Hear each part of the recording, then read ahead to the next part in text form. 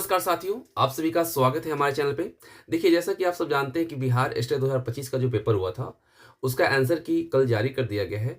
और उसमें चैलेंज करने पे अगर आपको कोई क्वेश्चंस में डाउट है तो उसको चैलेंज कर सकते हैं, तो आपके मार्क्स बढ़ सकते हैं। तो उसी में हमने आपका पेपर 2 का जो जूलॉजी का क्वेश्चंस है, उसको हमने देखा तो हमें जहाँ तक लगा कि 4 क्वेश्चन जो हैं वो गलत हैं और उसको चैलेंज किया जा सकता है और उससे मार्क्स लिया जा सकता है। तो वही क्वेश्चंस को आपके बीच में लेकर आया हूँ। और अगर आपको भी लगता है कि हाँ, ये सही है, तो आप चैलेंज कर सकते हैं। तो देखिए, एक क्वेश्चन है आपका, क्वेश्चन नंबर 147, कि वह अपक्षय यानी डिग्रेडेशन प्रक्रिया कहलाती है जिसमें उपजाऊ भूमि अपनी वनस्पति और जीव जंतुओं को खोकर मरुस्थल में बदल जाती है। तो यहाँ पे जो आयोग है उसने माना है वनीकरण।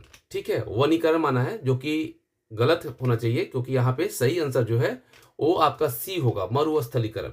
देखिए, एक जो आपका पहला ऑप्शन है पुनः वनीकरण, ये होता है कि जहाँ पे कटे हुए या नष्ट हुए जंगल होते हैं उसको दोबारा लगाया जाता है।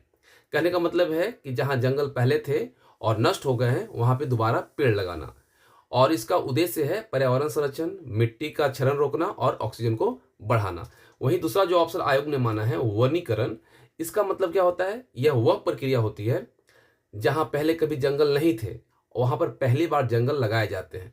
मतलब कि नए क्षेत्रों में पेड़ का लगाना, और इसका उद्देश्य होता है जंगल बनाना और कार्बन अवशोषण को बढ़ाना। वहीं पे अगर जो देखिए मरुस्थलीकरण, तो मरुस्थलीकरण इसलिए सही आंसर होगा क्योंकि मरुस्थलीकरण जो होता है वैसी प्रक्रिया होती है जिसमें उपजाऊ जमीन अपनी वनस्पति और जीव जंतुओं को खोकर, यानी कि फ्लोरा और फौना को खोकर रेगिस्तान जैसी बन जाती है। कारण क्या होता है? अत्यधिक चराई होती है, जंगलों की कटाई होती है, जलवायु परिवर्तन होती है, मिट्टी का क्षरण होता है, और परिणाम क्या होता है? भूमि बंजर हो जाती है और वहां पे खेती असंभव हो जाती है। तो ये आपका क्लास 8 का एनसीईआरटी जो है उसमें आपको चैप्टर 7 में मिल जाएगा। ठीक है, उसके बाद एक क्वेश्चन था कि प्रभावी शिक्षण वातावरण बनाने में कौन सा कारक महत्वपूर्ण भूमिका निभाता है। देखिए, यहाँ पर अगर आप देखेंगे तो आपको देखने में लगेगा शिक्षक की योग्यता भी, शिक्षक सुविधाओं की उपलब्धता, और बाकी ये तो नहीं लग रहा है, लेकिन ये दो चीजें आपको लगेंगी। तो यहाँ पे अगर देखा जाए तो शिक्षक की योग्यता मेरे अकॉर्डिंग होना चाहिए। तो अगर हम बोले तो एक आपको बुक आता है साइकोलॉजी का, एस के मंगल का, उसमें उन्होंने बताया है साफ कि प्रभावी शिक्षण वातावरण बनाने में जो सबसे महत्वपूर्ण कारक होता है, महत्वपूर्ण भूमिका जो निभाता है, वह शिक्षक की योग्यता होती है। कैसे? एक प्रभावी शिक्षण वातावरण कब होगा? जब कुशल, प्रशिक्षित और योग्य शिक्षक रहेगा, तभी तो होगा। यानी कि योग्य शिक्षक विषय को सरल बनाता है, साथ ही साथ कक्षा को नियंत्रित करता है और सीखने का माहौल भी तैयार करता है।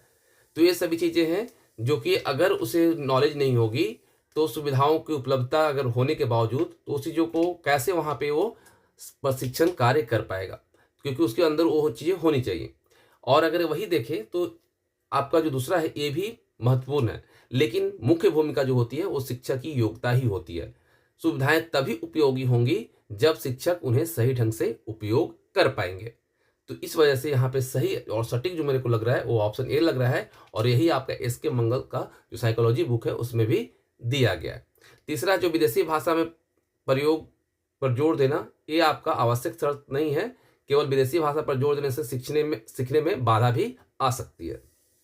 और जो चौथा है आपका ऑप्शन डी, ये भी आपका नहीं होगा। ठीक है, तो यहाँ पे मेरे अकॉर्डिंग जो होना चाहिए, और जो इसके मंगल का जो बुक है उसमें भी जो बोला है उसके अकॉर्डिंग शिक्षक की योग्यता जो है प्रमुख भूमिका निभाता है। एक क्वेश्चन आपका 79 नंबर है कि कशेरुकी जीवों का कौन सा वर्ग तीन कक्षीय हृदय यानी कि 3 चेम्बर्ड हार्ट और नम पारगम्य त्वचा, यही खेल किया है, ठीक है, वाले जानवरों को शामिल करता है। अगर आपसे पूछ लिया जाता सिर्फ वर्टिब्रेट के बारे में, यानी कशेरुकी के बारे में, तो यहाँ पे आपका सी जो है ये आपका हो जाता सरीसृप, लेकिन यहाँ पे पूछ दिया नम और पारगम्य। तो देखिए, यहाँ पे जो सही आंसर होना चाहिए मेरे अकॉर्डिंग वो एम्फीबियंस होना चाहिए, और इसे एनसीईआरटी में भी दिया है। ठीक है, देखिए एम्फीबियंस मतलब होता है उभयचर। तो 3 कक्षीय हृदय जो होता है 2 आलिंद और एक निलय वाला होता है। ठीक है, यहाँ पे एक जो वर्ड है आपका नम और पारगम्य त्वचा, यानी कि इनकी त्वचा पतली, नम और पारगम्य होती है, जिसका उपयोग वे क्या करते हैं? त्वचा श्वसन के माध्यम से ऑक्सीजन ग्रहण करने के लिए करते हैं। और ये जो विशेषता होती है क्या करती है, इन्हें जलीय और स्थलीय दोनों वातावरण में रहने में मदद करती है। ये जो विशेषता होती है, तो अगर आपको देखा जाए तो स्तनधारी जो होते हैं, मैमल्स जो होते हैं, उसमें क्या होता है, 4 कक्षीय होती है।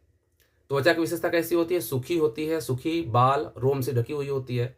पक्षी जो होती है इसके भी 4 कक्षीय हृदय होते हैं, पंखों से ढकी हुई होती है। रिप्टाइल्स यानी सरीसृप जो है, इसमें क्या होता है, 3 कक्षीय होता है अधिकांश में, लेकिन सूखी, सल्क वाली और अपारगम्य इसकी चमड़ी जो होती है, स्किन होती है, ठीक है।